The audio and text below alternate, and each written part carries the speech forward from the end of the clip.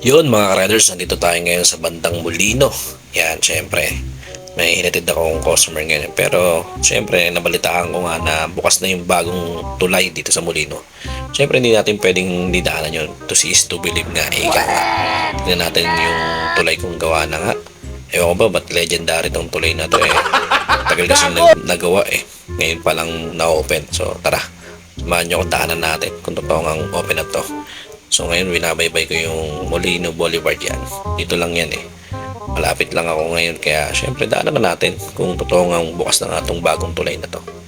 So alam ko maraming nagantay talagang mabuksan to eh. Dahil sa sobrang tagal na nagawa. Ewan ko ba ba't ang tagal gawin to? Ito na nga tayo, tatanungan na. Ano ba yan si kuya? Hinarangan pa yung view ko. Dito pa nag-U-turn to. Ano ba to?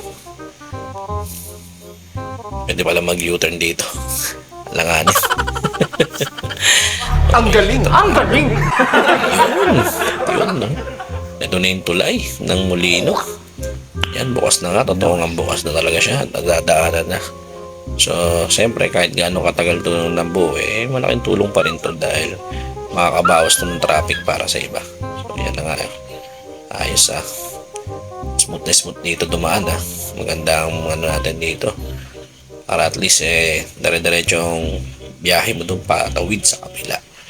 Kasi kung nasa ilalim ka nga at dati wala pang tulay talaga yung crossing, medyo matatraffic ka nga talaga doon. Pero ngayon, dahil meron ng tulay sa taas, so yan, at least kahit pa paano nakabawas-bawas ng traffic doon sa baba. Yan mga idol ah. Pag napad na kayo dito, daan na kayo dito dahil open na to. Yan, ayos. Natapos din sa wakas. Ang daming pinagdaanan ng tulay na to eh. Sobrang tagal na tapos eh. Pero at least ngayon okay na. So yun na nga, goods.